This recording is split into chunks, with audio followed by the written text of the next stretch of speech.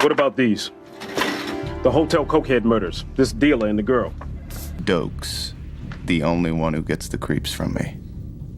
I'm still waiting for his spatter report on the cokehead murders. Go do that. It's okay. I'm watching you, motherfucker. James Doakes was the only one who ever saw through Dexter Morgan's perfect mask.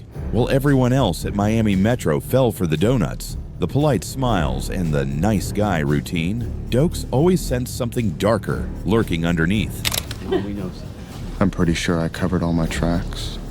What do you care about that woman? I don't. I was just... You like when women cry? You like that? What's your thing, psycho? I was just heading to the briefing room. You got no call to be in there, so flee.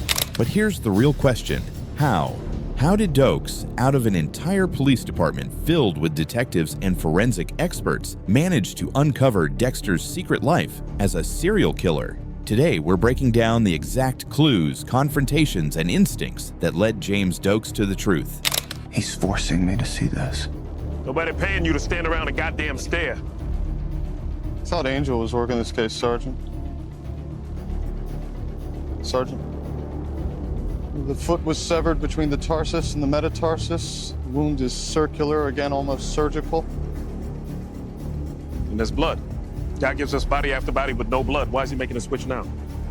He's trying to send him in his ritual need to drain the blood and wrap the part. And by the end, you'll see why his suspicions were more than just a hunch. They were dead accurate. From the very first season, Doakes never liked Dexter. He didn't buy the act for even a second. While Deborah, LaGuerta, and the rest of Miami Metro saw Dexter as harmless and quirky, Doakes saw through it. It wasn't just the donuts or the fake smile. It was the way Dexter seemed too calm around crime scenes, too fascinated by blood, too eager to linger on the details. See work, all that blood on the walls? Looks like a finger painting. You give me a fucking creeps. You know that, Dexter? Yeah, I know. Sorry about that. Okay. Is there something I can do? Yeah, you can give me your fucking analysis on the blood spatter on these killings. You think I'm here to invite you to my nephew's grist? In Season 1, Episode 1, Doakes caught Dexter spinning in his chair, surrounded by photos of blood spatter. It should have been just another day at the office. But Dexter's strange comments about blood looking like finger paintings gave Doakes a reason to furrow his brow. And it only got worse. At other crime scenes, Dexter showed an unsettling excitement. In Season 1, Episode 7, while analyzing a murder, Doakes noticed Dexter staring too intensely, almost admiring the killer's work. That's when Doakes snapped. "You getting a goddamn hard on there, Morgan?" Swear to Christ, Morgan, after this case, I'm submitting your ass for psychiatric evaluation. Just retracing cast-off patterns, directionality angles. Can you tell us what happened here or not? Synexions. Every stroke hit a major... You getting a goddamn hard on there, Morgan? No, it's truly horrific. He was yearbook committee, you said? I want your report on this tomorrow. I wish I could say Sergeant Doakes is my biggest problem right now, but he's not. For anyone else, it would have been brushed off as gallows humor, but Doakes wasn't laughing. He was clocking every reaction, every slip of the mask. Of course, suspicion grew when Dexter's day job and night hobby collided. Working at Miami Metro gave Dexter cover, but it also left him vulnerable. He had to disappear for surveillance, prep, or even to kill. And Doakes noticed. In Season 1, Episode 12, when Deb was kidnapped by the ice truck killer, Dexter was unreachable. No need for you to be uncomfortable. I don't want to spoil the surprise. Just checking supplies, okay? It's a night plan. Pretty sure it is. I never wanted to hurt you. Doakes and LaGuerta went straight to his house, only to find him missing. Later, Doakes spotted Dexter sneaking around the shipping yard. And that's when we got the legendary moment. Surprise, motherfucker, sir. I told you he was here. There's some reason you're not answering your damn phone? Saw him last night, skulking in the lab, ordering secret blood tests. Surprise, motherfucker. Are you following me now? Dexter's excuse. He claimed he was waiting for furniture from Thailand. Doakes didn't buy it for a second. He had already realized that Dexter knew Deb was in danger before anyone told him. I ordered some furniture from Thailand. I was waiting for it to be delivered. Good question. You're connected to this. I don't know how, but I'm gonna find out, and some of what I find is gonna stick to your ass. Too many coincidences, too many absences. Every time a killer surfaced, Dexter seemed to be right there. And Doakes' instincts, razor sharp from his special forces background, kept telling him something wasn't adding up. What really set Dexter apart wasn't just his disappearances, it was his behavior when he was present. Doakes watched him analyze blood spatter like it was art, dramatize murders with way too much enthusiasm, and even describe a victim's final moments with excitement in his voice. Okay. She's not kidding. It's your wet dream in there. Okay. Something finally got to you. I guess you're human after all. Cut him some slack, all right? Most cops made dark jokes at crime scenes to cope. Vince Masuka, for example, would say outrageous things to get a laugh.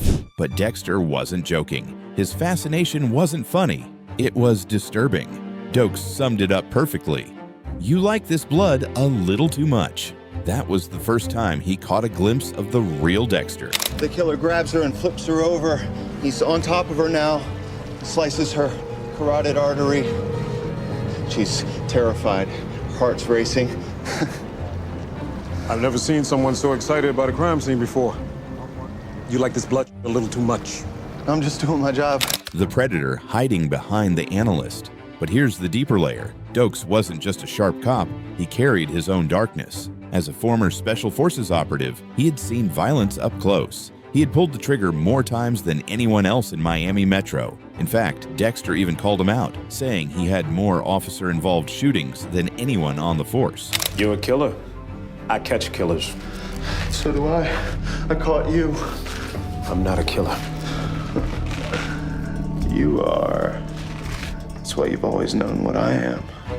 That's why you have more officer-related shootings than anybody else. Doakes denied being a killer, but Dexter was right. He lived on the edge of the same darkness, and that gave him an instinct no one else had. It wasn't just that Doakes didn't like Dexter, it was that he recognized him. Darkness saw darkness, and Doakes couldn't ignore it. By season 2, suspicion had turned into obsession.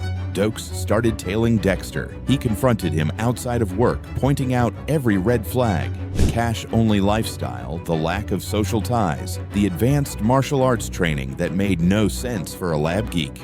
You were top of your class in med school, Doakes said, but you traded it for blood spatter. You were top of your class in med school, but you traded it for f***ing blood spatter. Why?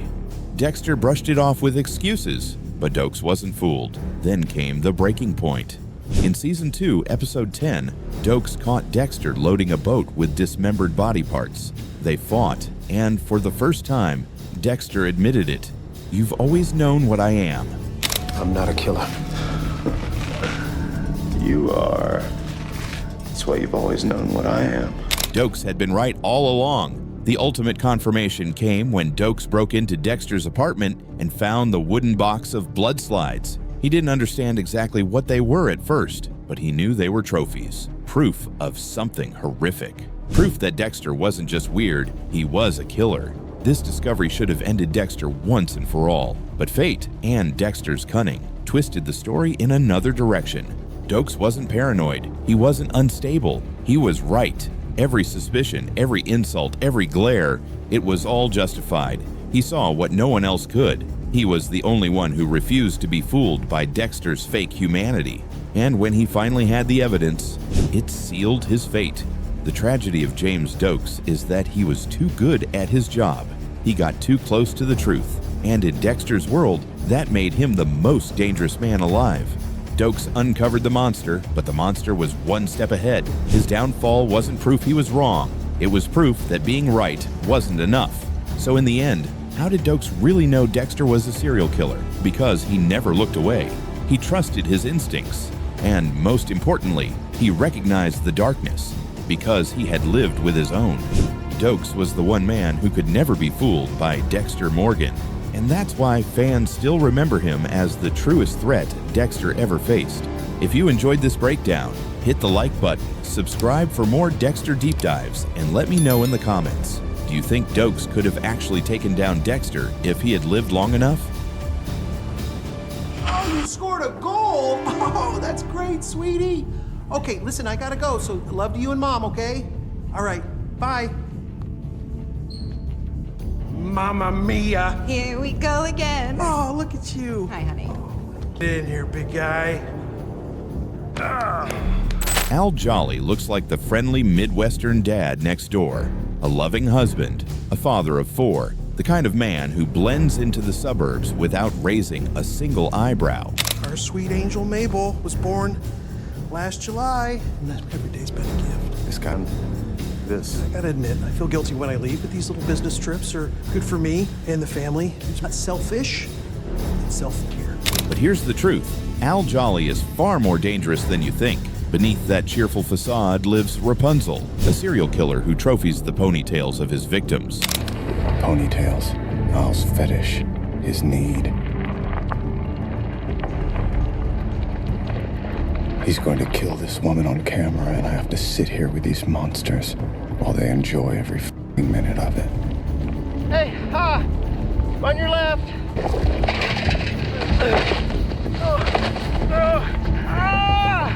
Please. Are you okay? Oh, my front tire, it hit something. Oh.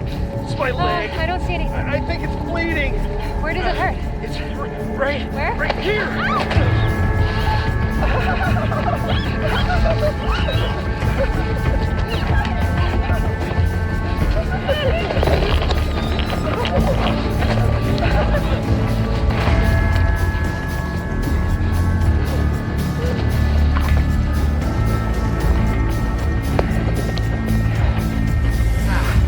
Pop says it's time for a haircut. And what makes him so terrifying isn't just what he does. It's how he outsmarts even Dexter Morgan.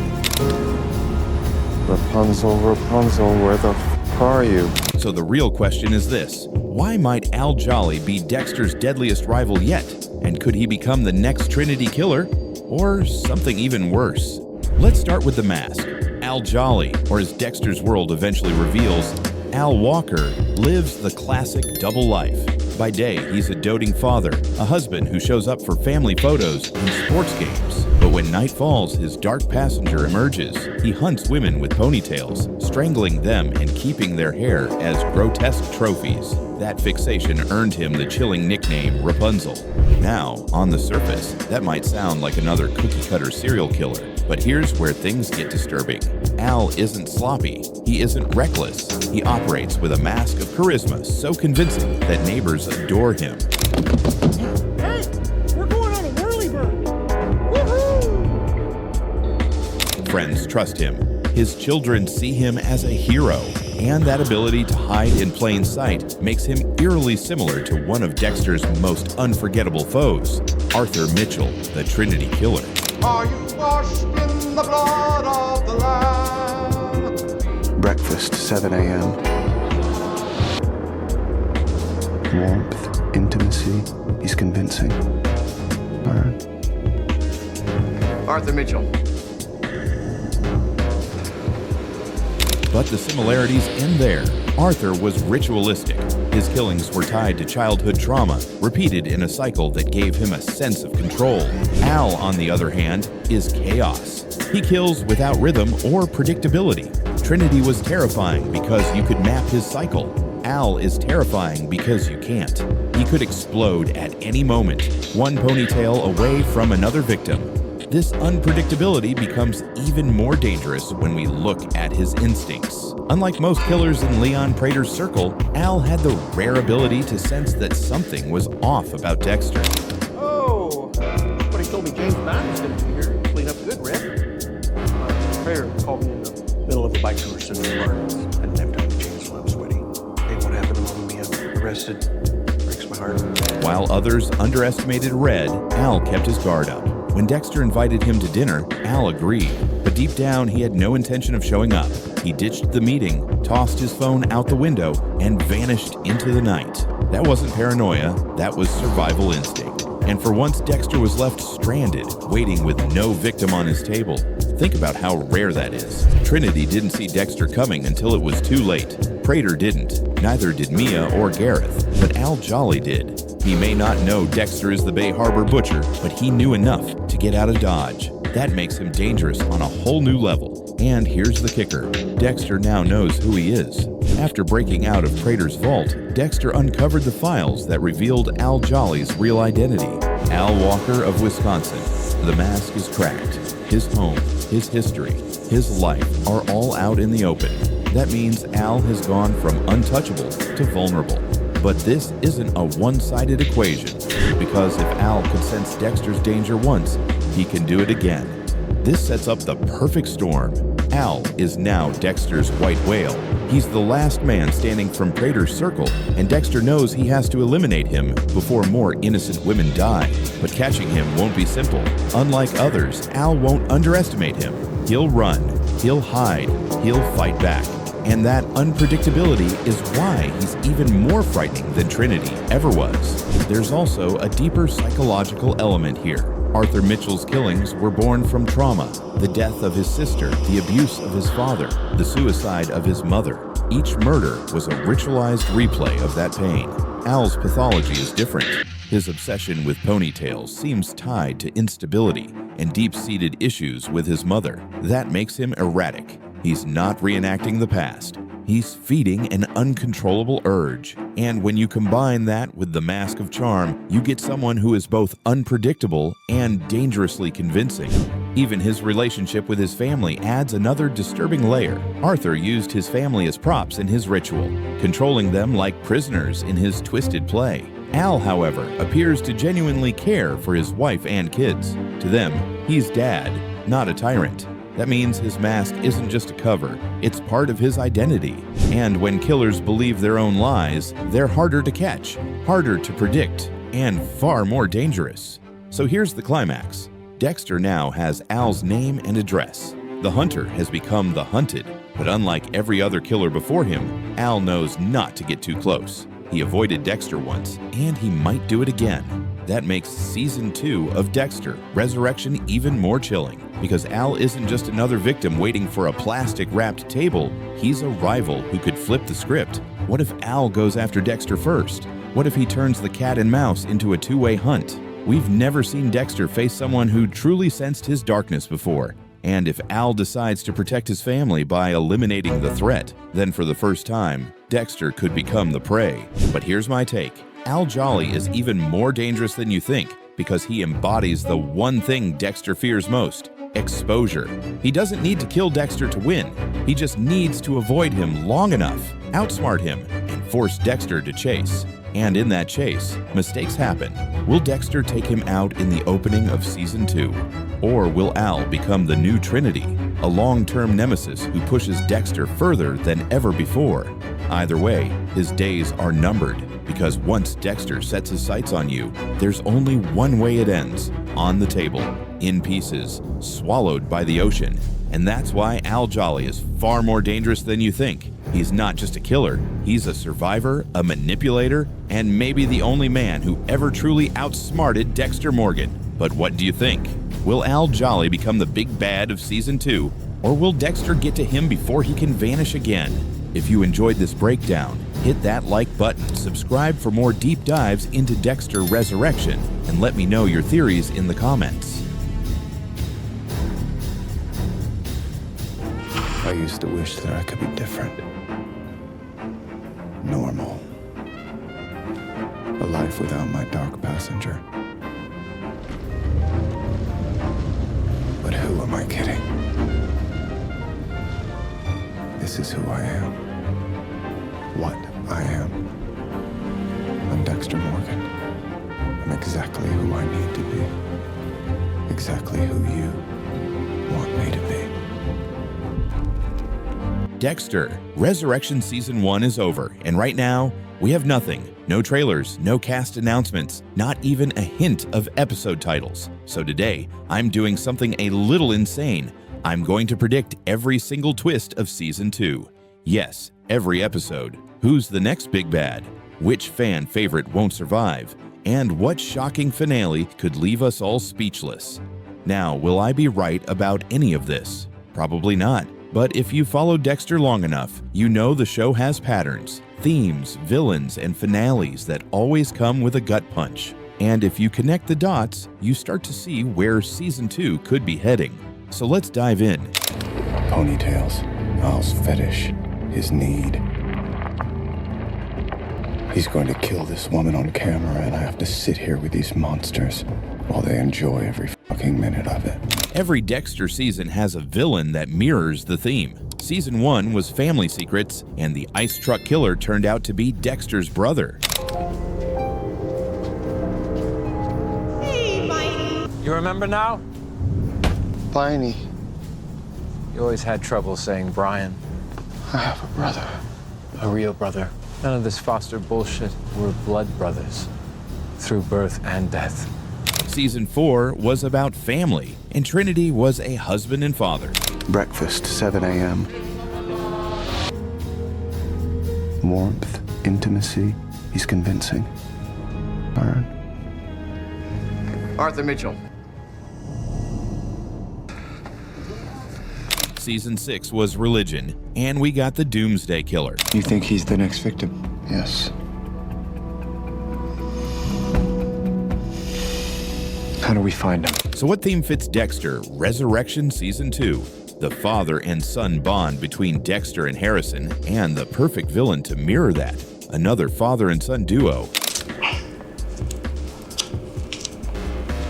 I can stay home with you today if you want. I know school's shut down. No, it's cool. I can hang here by myself. Not just any duo, vigilante killers. Their motive? Revenge. A loved one taken by none other than the New York Ripper. This flips the script. Instead of the Ripper being the main antagonist, he becomes their target. And the rumor of Bryan Cranston joining the cast makes this even juicier. Imagine him as the grieving father, a man who thinks he's righteous but ends up spiraling into madness. It's tragic, it's brutal, and it feels exactly like something Dexter would face. Episode predictions. Episode 1. The season opens with a time jump. Dexter is now a blood spatter analyst for the New York Police Department. Very eye-opening. Oh, one more thing. Your crowbar theory is interesting, but I couldn't help but notice the blood spatter is more consistent with a longer object, something with a handle that can be swung, maybe with a point at the end, like a hook. Harrison, he's at the police academy. Quinn and Masuka transfer in after Batista's death to hunt Leon Prater. Meanwhile, the father-son duo makes their debut, killing a man in a wheelchair in his own apartment. Episode 2. Here's the twist. That man? He was Don Frant, the New York Ripper himself. Turns out he'd stopped killing because he lost his legs, but kept tormenting families with calls. Just like that, the Ripper is gone, and the real villains are revealed. The father and son are now fully unhinged, continuing their spree. Episode 3 and 4. The vigilantes target Prater's killers, not realizing most are already dead thanks to Dexter. There's one thing I couldn't be honest about last night. Is that right? I'm not a Ronald Schmidt.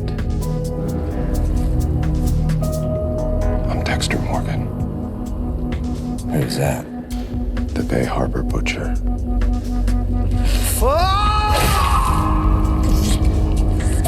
Meanwhile, Al, the one killer who escaped in Season 1, resurfaces. Harrison and Dexter track him, but when they're ready to kill, they discover the vigilantes got there first.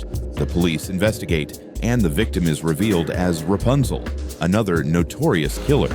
Episode 6, police start to suspect a vigilante killer, but not Dexter. This time, the father-son duo is caught on surveillance, shifting all suspicion away from Dexter. It's a clever way for the writers to avoid rehashing the Bay Harbor Butcher arc. Episode 7, Wallace tracks down the vigilantes. She relates to their grief and secretly lets them go. But when they run into Oliva outside, panic sets in. The son shoots Oliva dead. For the first time, the duo kills an innocent. And now, they fit Dexter's code. Episode 9. The father realizes they've gone too far and tries to turn them in. But in true Dexter fashion, the son snaps, shooting his own father. It's a twisted mirror of Dexter and Harrison's relationship in New Blood, only reversed. Episode 10. Dexter finally puts the son on his table, but here's the problem. He's under 18. Dexter doesn't kill kids. He can't let him go, but he can't finish the job either. Just when you think he'll find a way out, Wallace follows the trail. She kills the boy herself, and Dexter sees her do it. Now, Wallace knows Dexter is the Bay Harbor butcher, and Dexter knows Wallace crossed the line. A stalemate, a shocking cliffhanger, classic Dexter. What makes these predictions so Dexter? Because every season has that one massive fake-out or moral gut punch. The Ripper dying early would be the perfect subversion. The vigilantes spiraling into true monsters mirrors Dexter's own path. And Wallace's shocking kill sets up a Season 3 rivalry that could rival Deb discovering Dexter in Season 6. If even one of these twists happens, fans will lose their minds. So here's the truth. I don't expect to get any of this right, but that's not the point. The fun of Dexter has always been the wild theories, the endless speculation, and the way fans come together to imagine what's next. Maybe Bryan Cranston will show up as the ultimate villain, maybe Dexter and Harrison will face their darkest test yet, or maybe the writers will blindside us with something nobody saw coming. Either way, predicting it is half the fun. So those are my predictions for every twist in Dexter. Resurrection Season 2. Do you think I nailed even one of them? Or did I miss completely? Drop your theory in the comments, and when Season 2 finally drops, we'll come back and see who is closest. And if you want more Dexter breakdowns, theories, and deep dives, hit that subscribe button, because Season 2 is going to be a bloodbath.